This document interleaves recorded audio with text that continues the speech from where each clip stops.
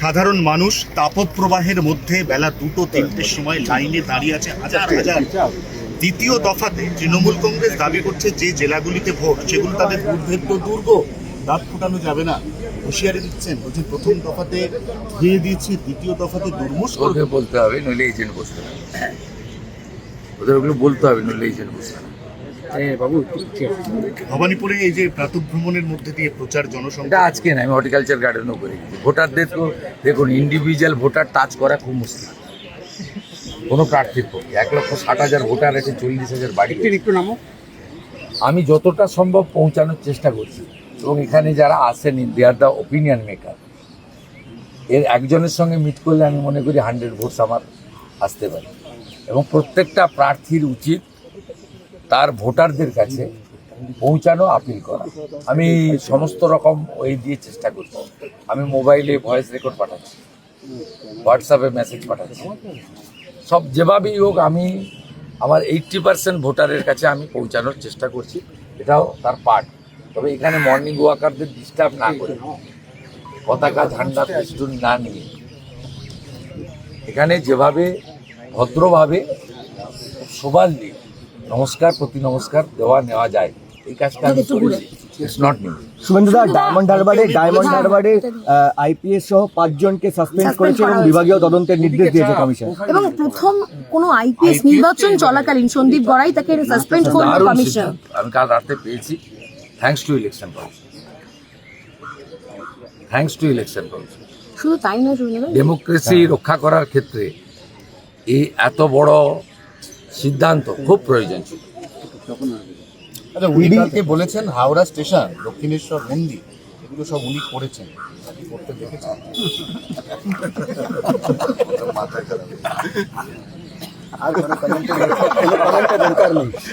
ভগবান ক্ষমা করে, কি উত্তর দেবেন বলুন তো? একদম ইটস ভেরি ব্যাড, একদম bad। রেশন দুর্নীতিতে ফের সক্রিয় হতে দেখা গেছে ইডিকে এবং হাবড়ায় 2 জায়গায় আজকে ইডি তল্লাশি অভিযানে বেরিয়েছে। পাড়ায় ঢুকে গেছে, বালুর প্রায় পাড়ায় ঢুকে গেছে। বালু আবার প্রার্থী মনোরঞ্জন, বালুর মানে একদম ঘাড়ের কাছে নিঃশ্বাস। না, বালু তো ঘুরে এসছে, আর একবার আবার যাবে। হ্যাঁ, আমি তো হিউজ ম্যান্ডেটের ওয়েট করছি, আর আমাদের নেতা বলে দিয়েছে সংখ্যা, তারপরে তো আমি আর অন্য সংখ্যা বলতে পারি না। 110 অনারেবল অমিত শাহজি ডিক্লেয়ার করেছেন, ওটাকে রেসপেক্ট সন্দীপ গড়াই সহ এতগুলো নাম রয়েছে পরপর, মৌসুম চক্রবর্তী থেকে শুরু করে ঈশানী পাল, একের পর এক নাম রয়েছে। কিন্তু যে অভিযোগটা করা হচ্ছে কমিশনের তরফে, যে এদের বিরুদ্ধে এর আগে যখন নির্বাচন হয়েছে বিভিন্ন জায়গায় এরা একটি পার্টিকুলার রাজনৈতিক দলের হয়ে ক্যাডার হিসেবে কাজ করেছে। গুন্ডা, ভোট লুটের গুন্ডা, রেজিস্টার্ড গুন্ডা। সিপিএম এর সময় সুশান্ত ঘোষ, লক্ষণ সেটরা গুন্ডামি করতো, রিগিং করতো। এরা হচ্ছে রেজিস্টার্ড গুন্ডা, বেতন পায় ট্যাক্সের টাকায়, আর গুন্ডামি করে তৃণমূল কংগ্রেস। মমতা বন্দ্যোপাধ্যায় বলছেন যে প্রথম দফায় বেআইনিভাবে ভোট পড়েছে বিজেপিতে। কর্মীদের বলছেন যে বুথ আগলে রাখতে। পরাজয় স্বীকার করে নিয়ে আপনার বয়স হয়েছে, বিশ্রাম নেই। অশনি সংকেত দেখছেন। পরাজয় স্বীকার করে না কার্য তো। আর বাকি যা আছে 29 তারিখ দুপুরবেলা বলে দিতে হবে, পারলাম না বলবেন ইলেকশন কমিশনের কাছে আমি পরাজয় স্বীকার করি। प्रथम दफा मैंडेट के बाद दूसरे चरण में कैसा वोट हो सकता है? क्योंकि ममता दीदी कह रही है कि जहां पे दूसरे चरण का मतदान होगा वो उसका गढ़ है, दुर्ग है। ना कोई गढ़ नहीं, चैलेंजिंग है। इलेक्शन कमीशन और केंद्रीय सुरक्षा बल अच्छा काम ही करेगा, और वो पहले चरण में जो 1-2 छोटा खाटा जो लैकूना उनको मिला है उसको भी वो रिपेयर कर लेगा विद एक्सपीरियंस। इसलिए आने वाला 29 का चुनाव बहुत तगड़ा होगा, अच्छा होगा। और डेमोक्रेसी बहाल करने के लिए जो करना है, मेरा एक ही अपील है, कलकत्ता से लेकर सब अर्बन एरिया का वोटर, गांव तो दिखा दिया 93% पोलिंग करके, आप भी देखिए, आपको 95% करना चाहिए। वोटिंग परसेंटेज में गांव का साथ आपको भी कंपटीशन करना चाहिए, यही मेरा गुंजाइश है। প্রথম দফার ভোট ভালোভাবে কাটলো, 91% থেকে 99% ভোট পড়েছে। দ্বিতীয় দফার ভোট কি শান্তিপূর্ণ হবে, কি মনে করছেন?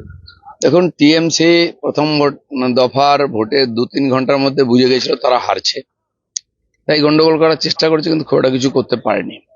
তাই এবারে ওদের কোর এলাকায় আমরা ঢুকছি, তো ভোট তো লোকেরা দেবেই, তারা ভোটে ডিস্টার্ব করবে, ভয় দেখাবে, গন্ডগোল করার চেষ্টা করবে। কিন্তু নির্বাচন কমিশন যে মুডে আছে, যেভাবে ভোট করাচ্ছে, সুবিধা করতে পারবে না। সেজন্য যারা গন্ডগোল করতে আসছে তারা যেন ভেবে আসে কি হবে তারপরে পরিণাম। আর সাধারণ মানুষকে আমি বলবো যে আপনারা নিশ্চিন্ত হয়ে ভোট দিন। যেভাবে 152টা সিটে ভোট হয়েছে 16টা জেলাতে, এবারে শহরাঞ্চলের মানুষ যারা আছেন কলকাতার কাছাকাছি, তারাও পরিবর্তনে অংশগ্রহণ করে ব্যাপক ভোট দিন। কারো কোনো ক্ষমতা নেই আপনাকে ডিস্টার্ব করে। প্রথম দফা ভোটের পরে বিজেপি বলছে আমরা জিতবো, তৃণমূল বলছে আমরা জিতবো। মূলত জবাবটা কি 4 তারিখ ব্যালট বক্সের বক্সেই পাওয়া যাবে? তৃণমূল 4 তারিখ অবধি জিতবে, আমরা 4 তারিখে পরে জিতবো। দাদা, ভাঙর এবং দেখা যাচ্ছে যে ভাঙর, তারপর ডায়মন্ড হারবার, মানে দক্ষিণ 24 পরগনা, এইসব জেলাগুলোতে প্রতিবার ইলেকশনে এবার নির্বাচন কমিশনের কাছে কোনো আলাদাভাবে আছে? সব জায়গায় প্রস্তুতি আছে। যদি গন্ডগোল করতে কেউ আসে, পিঠের ডান্ডা ভাঙবে, এটা জেনে রাখুন নিশ্চিত। কিছু নমুনাও পেয়েছেন, সেজন্য কেউ কোনো প্রভোকেশনে পা দেবে না, কেউ চাঞ্চল্য ছড়াবেন না, উত্তেজনা ছড়াবেন না, তাহলে আর কোনো সমস্যা নেই। ছড়াতে গেলে সমস্যায় পড়বেন। সাধারণ মানুষের চিন্তার কোনো কারণ নেই। ফার্স্ট ফেজ যেভাবে ভোট হয়েছে, সেকেন্ড ফেজও হবে। ভাঙড়ে তো দেখা যাচ্ছে যে একদিকে নওশাদ সিদ্দিকী, অন্যদিকে শওকত মোল্লা, লেগেই আছে একেবারে। না, এটা মক ফাইট, যেমন হুমায়ুনের সঙ্গে ওখানে মক ফাইট হচ্ছে, ভাঙড়েও তাই হবে। এটা টিভিতে খবরে আসার জন্য লড়াই হবে, আসলে পাবলিক ভোট দেবে। হাওড়া সভা থেকে এসআইআর ইস্যুতে মমতা বন্দ্যোপাধ্যায় বলছে 1,20,00,000 নাম বাদ গিয়েছে, তার মধ্যে আমি সুপ্রিম কোর্টে গিয়ে লড়াই করে 32 লক্ষের নাম তুলে দিয়েছি, বাকিদেরও নাম তুলে দেবো আগামী দিনে। মানুষ এটা বুঝে গেছে যে মমতা ব্যানার্জি বিএলওদের দিয়ে এই সমস্ত নাম কাটিয়েছেন, সাধারণ মানুষকে হ্যারাসমেন্ট করেছেন, আর এখন সে নেওয়ার চেষ্টা করছেন। নির্বাচন কমিশন এবং আদালত কথা দিয়েছিল শেষ পর্যন্ত চেষ্টা করব, হয়েছে। আর যার হয়নি, কোনো সমস্যা আছে, পরের ইলেকশনে তারা অবশ্যই ভোট দেবেন। মানে যাদবপুর বিশ্ববিদ্যালয়ের নাম বিশেষভাবে মানে প্রতিষ্ঠান করছে, আর যাদবপুর ক্যাম্পাসের ভিতর হুমকি দেওয়া হচ্ছে, দেয়ালে 202 কথাবার্তা লেখা আছে, বারুইপুর সভা থেকে বললেন নরেন্দ্র মোদী। যাদবপুর ইউনিভার্সিটি নিঃসন্দেহে ভালো ইউনিভার্সিটি, ভালো ছেলেরাই পড়ে, কিন্তু দেশদ্রোহী, দেশবিরোধী গতিবিধি ওখানে চালানো হয়। শুধু তাই নয়, ওই ছেলেদেরকে কিভাবে সংস্কারহীন অসভ্য বানানো যায় তার একটা ফ্যাক্টরি আছে ওখানে। নাহলে বাবুল সুপ্রিয় মন্ত্রী ছিলেন, তার সঙ্গে কি ব্যবহার করা হয়েছে সবাই টিভিতে দেখেছেন। রাজ্যপালের গাড়ি আটকে কিরকম বদমাইশি করে, যেটাও সবাই দেখেছেন। এরপরে ওদের সম্বন্ধে নতুন কিছু বলার নেই। কমিউনিস্টদের ওটা একটা আখড়া, কিন্তু আমরাও ওখানে সার্জিক্যাল স্ট্রাইক করেছিলাম, এটা যেন কেউ ভুলে না যায়। দাদা, সাত সকালে দেখা যাচ্ছে ইডি একেবারে তৎপর, চাল ব্যবসায়ীর বাড়িতে তল্লাশি চালাচ্ছে কেন্দ্রীয় বাহিনীর সঙ্গে। ইডি সারা বছর তৎপর থাকে এবং বিশেষ করে পশ্চিমবঙ্গকে দুর্নীতি মুক্ত করার জন্য ব্যাপকভাবে তারা লেগেছেন। জনতার এতে চাঞ্চল্য প্রকাশ করার দরকার নেই। ব্যাপক দুর্নীতির কারণে আজকে এখানে ব্যাপক ইনকোয়ারি হচ্ছে। চলুন। বিজেপিতে জয়েন করেছে, মূলত কি করেছে? রবিশঙ্কর, কি বলবেন? কোন রবিশঙ্কর? পুরো আম আদমি পার্টিটা, তার মধ্যে যারা কিছু মানুষ ছিলেন ঠিকঠাক, তারা বিজেপির মধ্যে চলে এসছেন বা আম আদমি ছেড়ে দিয়েছেন। রাঘব চাড্ডা, অন্যান্য এমপিরা, অন্যান্য তাদের নেতারা সব বিজেপিতে চলে এসছেন। ধান্দাবাজিদের একটা দল ছিল, সেটা নিশ্চিহ্ন হয়ে গেল ক্ষমতার বাইরে যাওয়ার পরে। আমাদের ভিডিও ভালো লাগলে লাইক এবং শেয়ার করুন। কমেন্ট সেকশনে গিয়ে জানান আপনাদের মতামত। আরও ভিডিও পেতে আমাদের চ্যানেল সাবস্ক্রাইব করুন এবং প্রতি মুহূর্তে খবরের আপডেট পেতে প্রেস করুন বেল আইকন।